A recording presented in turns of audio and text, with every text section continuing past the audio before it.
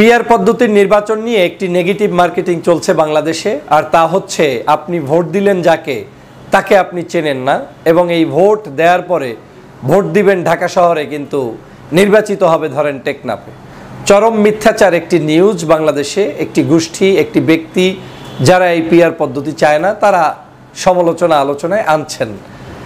আমি পিআরের পক্ষে থাকি কিংবা বিপক্ষে থাকি, পিআর সম্পর্কে অন্তত আমাদের সম্যক জ্ঞান থাকা দরকার যে আসলে পিআর পদ্ধতিটা এক্সিকিউট কিভাবে হবে। এটার বিভিন্ন প্রক্রিয়ায় আমরা এটাকে কাজে লাগাতে পারি। তার মধ্যে অন্যতম একটি জনপ্রিয় প্রক্রিয়া রয়েছে এরকম যে আমরা মার্কাই ভোট দিব, এবং সেই মার্কাটা হবে জেলাভিত্তিক পিআর পদ্ধতি। যেমন আপনার জেলায় 6টা সিট আছে কিংবা 10টা আসন আছে, এই 10 আসনের মধ্যে বিএনপি তার 10 জন প্রার্থী চুজ করবে, জামাত তার 10 জন করবে, ইসলামী আন্দোলন 10 জন করবে। সব পার্টি যারা অংশগ্রহণ করতে চায় নির্বাচনে প্রত্যেকে তার প্রার্থী সেখানে দিয়ে দিবে। ঘোষণা দেওয়া প্রার্থীর মধ্য থেকে যাদের পার্সেন্টেজ বেশি আসবে সে সেইখানে জয়যুক্ত হবে তত বেশি আসনে। বিএনপি ফরসে আপনার এখানে যদি 3 ভাগের 1 ভাগ আসনের পার্সেন্টেজ পায় তাহলে 3 ভাগের 1 ভাগ আসন পাবে, অর্ধেক পায় অর্ধেক পাবে, সব হয় সব পাবে। জামাত ইসলাম যদি সব পায় সব পাবে, অর্ধেক পায় অর্ধেক পাবে, কম পায় কম পাবে। কিন্তু মানুষগুলো ওই জেলারই হবে। মানে আমার জেলার 10 জন প্রার্থীর নাম আমি সবার আগে ঘোষণা করব, ঠিক একই উপায়ে সকল রাজনৈতিক দল তার প্রার্থীগুলোর নাম ঘোষণা করবে। জনগণ সিদ্ধান্ত নিবে যে দাঁড়িপাল্লার প্রার্থী ভালো এবং মার্কা হিসেবে দাঁড়িপাল্লা ভালো এবং কেন্দ্রীয় ক্ষমতায় গেলেও দাঁড়িপাল্লা ভালো, তাহলে জনগণ তাকে ভোট দিবে। জনগণ সিদ্ধান্ত নিবে যে দাঁড়িপাল্লা না, আমার কাছে ধানের শীষ ভালো, ধানের শীষের প্রার্থীও ভালো, আর ধানের শীষকে ভোট দিয়ে আমি সংসদেও নিতে চাই, তার মানে আমি ধানের শীষকে ভোট দিব। আপনি যাকেই দিবেন ওই ভোটটা আপনার অঞ্চলের প্রার্থীই পাবে। ওই অঞ্চলের জেলার মধ্যে সর্বোচ্চ ভোট পেয়ে যদি আপনি আপনার পার্সেন্টেজ বেশি থাকতে পারেন তাহলে আপনার দলের এমপি আপনার ওই সংসদে যাবে। সহজ বাক্য হচ্ছে এই, আপনার জেলার সিলেকশনকৃত প্রার্থীদেরকেই ভোট দিবে পিআরের মাধ্যমে, তথা মার্কায় ভোট দিবে।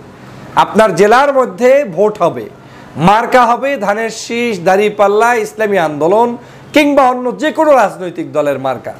জনগণ যাকে ইচ্ছা তাকে ভোট দিবে, কিন্তু যে প্রার্থী নির্বাচনের আগে দল সিলেকশন করবে সেই দলের ওই প্রার্থীরাই নির্বাচনের পার্সেন্টেজের যখন বেশি আসবে তখন তাদের ওই তালিকা থেকে 1, 2, 3, 4 সিরিয়াল করে তাদেরকে তারা সংসদে পাঠাবে।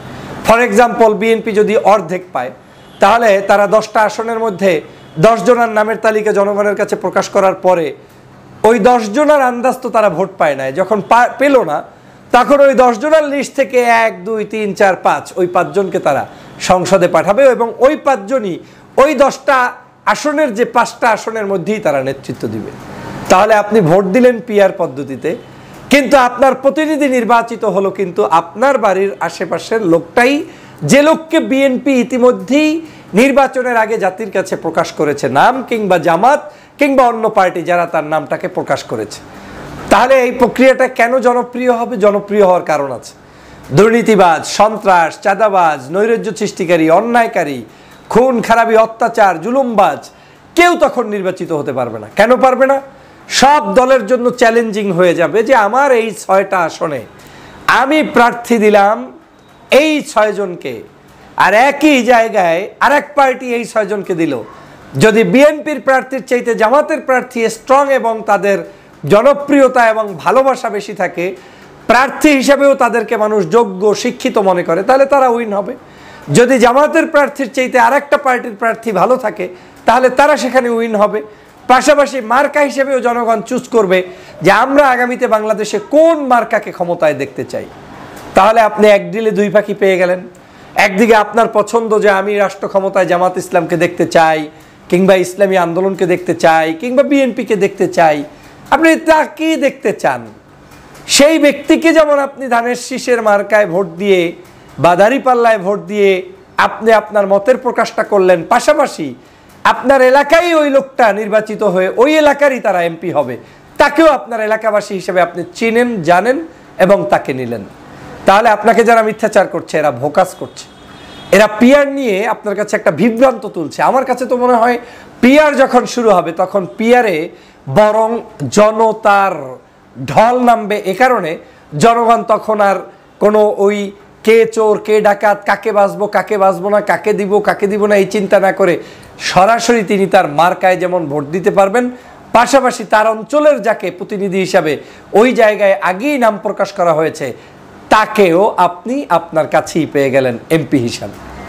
তাহলে আপনার সহজ পদ্ধতি আপনি বুঝে গেলেন। এবং এই প্রক্রিয়ায় নির্বাচন হয় পৃথিবীর বহু দেশে, তার মধ্যে অন্যতম জনপ্রিয় নির্বাচন হয় তুরস্কে, যেখানে এই জেলাভিত্তিক আপনার আগেই দলগুলো তার প্রার্থী বাছাই করে জনগণকে জানিয়ে দিবে, তারপরে সেই জনগণের রায়ের উপরে ভিত্তি করে, পার্সেন্টেজের ভিত্তি করে আপনার জেলার লোকই ওই অঞ্চলের এমপি হিসেবে থাকবে। এখন সিদ্ধান্ত আপনার, আপনি কোন পদ্ধতিতে নির্বাচন চান। পিআর পদ্ধতির এই নির্বাচন ছাড়াও আপনি এটাকে চাইলে বিভাগ ভিত্তিক করতে পারেন, যে না আমরা জেলা করব না, বিভাগ ওয়াইজ একই ফরম্যাটে বিভাগে আপনার তালিকা প্রকাশ করবেন, পার্সেন্টেজ অনুযায়ী আপনার বিভাগের লোকই ওই বিভাগের এমপি হিসাবে থাকবে। আর আপনি চাইলে ন্যাশনালিও করতে পারেন, সমগ্র বাংলাদেশ ব্যাপী, যে আমার প্রার্থীর কোনো বিষয় নয়, আমি ভোট দিব, মার্কায় দিয়েছি, যে কোনো একজন এমপি আমার এখানে এসে নেতৃত্ব দিতে পারেন। সেটা আপনার এই দলই ৩০০ আসনের প্রার্থী ঘোষণা করার পরে আপনি সেখান থেকে দল যে কয়জনকে ক্ষমতায় যাওয়ার পরে সংসদে নিতে চায় সেটা তার ব্যাপার। আবার দল চাইলে, নির্বাচন কমিশন যদি মনে করে যে এই তালিকার মধ্য থেকে দল নিচের একজন ব্যক্তিকেও নিয়ে যেতে পারে, উপরেরও নিতে পারে, তাতেও আপত্তি নেই। এই জিনিসটা সম্পূর্ণ নির্ভর করবে আপনি আমি কোন প্রক্রিয়ায় ভোট দান করব এবং আমরা কোন প্রক্রিয়ায় সংসদে আমাদের মানুষদেরকে পাঠাবো। প্রথমেই আপনাকে বুঝতে হবে আমরা এমপি কনসেপ্টটাকেই ভুলে গিয়েছি। এমপিকে মনে করি যে গ্রামের মেম্বারের মতো, চেয়ারম্যানের মতো। আসলে কি তাই? আমাদের তাহলে ইউনিয়ন পরিষদ কেন, উপজেলা পরিষদ কেন, জেলা পরিষদ কেন, মেয়র, এরপরে সিটি কর্পোরেশন কেন?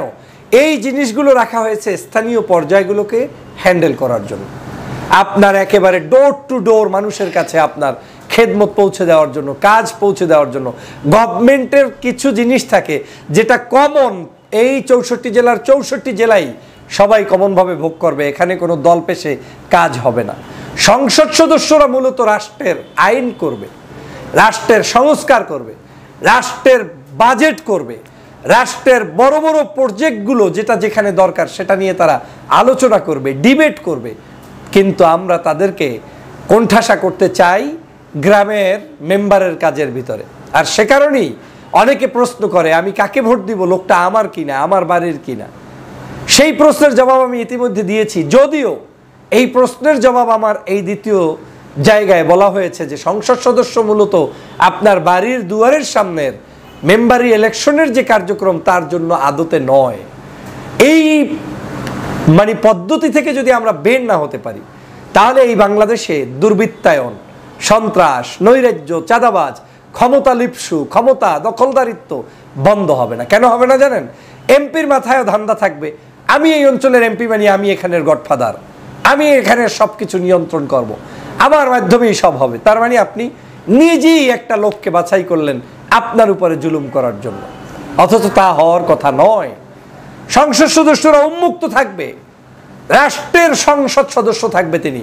আমাদের এই অভ্যস্ততা যখন হয়ে যাবে তখন অটোমেটিক আপনার সমগ্র বাংলাদেশেই আপনার এই সংসদ সদস্যর প্রথাটা জনগণ বুঝে ফেলবে, অ্যাডাপ্ট করে ফেলবে। জনগণ ভালোই বোঝে কিভাবে ভোট দিতে হয়।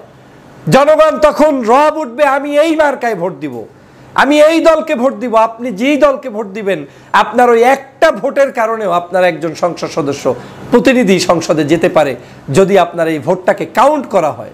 কিন্তু এখন যে পদ্ধতি বিদ্যমান তাতে হচ্ছে কি, আপনি ভোট দিয়ে একটি দলকে প্রায় ধরেন 25% ভোট পাইল সারা বাংলাদেশ মিলে, কিন্তু স্থানীয় পর্যায়ে এসে একজন প্রার্থীর চাইতে কোনো আসনে বেশি, কোনো আসনে কম, এভাবে করে আপনি অনেক দুর্বৃত্তদেরকে সংসদে পাঠাচ্ছেন, ভালো মানুষদেরকে পাঠাচ্ছেন না। আবার এই পিআর পদ্ধতি আসলে দেখা যাবে পার্সেন্টেজের ভিত্তিতে যখন হবে তখন আর ওই রকম আপনি কম ভোট পেয়েও সংসদে গিয়ে মাতুব্বরি করার স্কোপটা আর থাকবে না। পাশাপাশি সকল রাজনৈতিক দল নির্বাচনে অংশগ্রহণ করে তার যদি সমর্থন থাকে তাহলে সে প্রতিনিধি হিসেবে সংসদে ঢুকতে পারবে।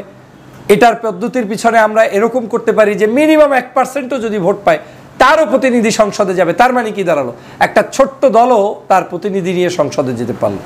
অনেক দেশে এটাকে 4%, 5%-এর নিচে ভোট পেলে তাদেরকে কাউন্ট করে না, তার উপরে যারা পায় তারা সংসদে যায়। আবার অনেক দেশে আছে অতিরিক্ত পেয়ে গেছেন, কিন্তু সরকার গঠন আপনি করার জন্য যতগুলো সিট দরকার তার বাহিরে যা আসবে ওইটা অনেক সময় অনেককে আবার দিয়ে দেওয়া হয়। কিন্তু আমাদের বাংলাদেশের প্রেক্ষাপটে আমার কাছে মনে হচ্ছে সবচাইতে জনপ্রিয় পদ্ধতি হতে পারে এই পিআর পদ্ধতির 3টার যে কোনো একটা অপশন কাউন্ট করা। জেলাভিত্তিক পিআর, বিভাগ ভিত্তিক পিআর অথবা সেন্ট্রাল পিআর। প্রাথমিক পর্যায়ে আপনি যদি এমন করেন যে জেলাভিত্তিক পিআর, তাহলে এই যে কোশ্চেন আসছে যে আমার জেলার এমপি আমি চাই, সেটার সমাধান হয়ে যাবে। যদি আপনি আরেকটু ব্রডলি চিন্তা করেন যে না আমি বিভাগ ভিত্তিক পিআর করব, বিভাগের মধ্যেই আপনার সিট আপনার কাছে থাকবে, আপনি এমপি হবেন এবং আপনার এই পিআরের ভোট বিভাগ ভিত্তিক কাউন্ট হবে। আরও যদি উদার হয়ে এই এমপিদের মর্যাদা এবং বাস্তবতা, তাদের কাজ বোঝার দক্ষতা আপনার হয়, তাহলে আপনি ন্যাশনাল লেভেলের নির্বাচন সারা দেশে এই মার্কাই হবে এবং সারা দেশের মধ্যে যেই দল যাকে যেখানে চয়েস করবে সে সেখানে যাবে এবং সেটা পার্সেন্টেজের ভিত্তিতে যাবে। কিন্তু এই 3টার যে কোনো একটা অপশন আপনি নিয়ে কিন্তু করতে পারেন। কি কাজটা হবে? কাজটা হবে আপনার টাকার দৌরত্ব থাকবে না। অন্যায়ভাবে চাপিয়ে দিয়ে একজন এমপি আপনি বানাতে পারবেন না, বানালে সে আগামী নির্বাচনে আসতে পারবে না। আপনি চাইলেই একজন দুষ্ট মানুষকে নমিনেশন দিয়ে পাশ করাই দিতে পারবেন না।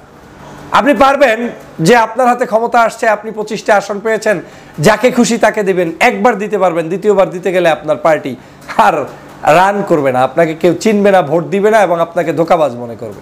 এবং আপনি সেটা দিতেও পারবেন না, কারণ আপনাকে তো তালিকা আগে প্রকাশ করতে হবে। মানে আমার নির্বাচন আগামী মাসে, এই মাসেই আপনাকে প্রকাশ করতে হবে যে আমার দল থেকে আসলে কারা যাবে। তো জনগণ যখন দেখবে যে আপনার আসন থেকে আপনি চোরকে দিয়েছেন, ডাকাতকে দিয়েছেন, ভোট দিবে না। তো যত বড় দল হন, জামাত ইসলাম হন আর তাবলিগ জামাত হন আর হেফাজতে ইসলাম হন, খারাপ মানুষ দিলে আপনি ভোট পাবেন না। জনগণ সেখানে শিক্ষিত ভদ্র মানুষদেরকে দেখতে পারবে। আরেকটি জিনিস হচ্ছে এই নির্বাচনে খরচ হবে কম, সেন্ট্রালি মার্কার নির্বাচন হবে, ডিবেট হবে, জেলা পরিষদ কিংবা আপনার ডিসিএসপি মানে ইউনো এদের মাধ্যমে আপনার ডায়লগ হতে পারে, ওপেন ডায়লগ হবে। প্রার্থীরা একই স্টেজে বিভিন্ন পার্টির প্রার্থীরা আসবে, তারা সেখানে তাদের গণগান জয়গান বলতে থাকবে, সেটার উপর ভিত্তি করে আপনার একটা নির্বাচন উঠে যাবে। কম কষ্টে পিওর ইলেকশন, আধিপত্যবাদ মুক্ত একটি নির্বাচন করতে হলে পিআরের বিকল্প নাই। অতএব যারা পিআর নিয়ে এই সামান্য কোশ্চেনটা করে যে ভোট দিব এখানে, ভোট যায় ওইখানে, এই কনসেপ্টেরই উত্তরটা আজকের এই ভিডিওতে বক্তব্যতে পেলেন। আপনারা যারা পিআরের পক্ষে তারা এই ভিডিওটি নিজে শুনবেন, অন্যকে শোনার ব্যবস্থা করে দিবেন। সহজ পদ্ধতি হচ্ছে পিআরের বাংলাদেশের জন্য এই পদ্ধতি। এর বাহিরে অনেক বিষয় আমাদের আলোচনা থাকবে, সময় সুযোগ পেলে আমি আরও ভিন্ন বিষয়গুলো নিয়ে আপনাদেরকে জবাব দেওয়ার চেষ্টা করবো ইনশাআল্লাহ। সবাই ভালো থাকবেন, আল্লাহ হাফেজ।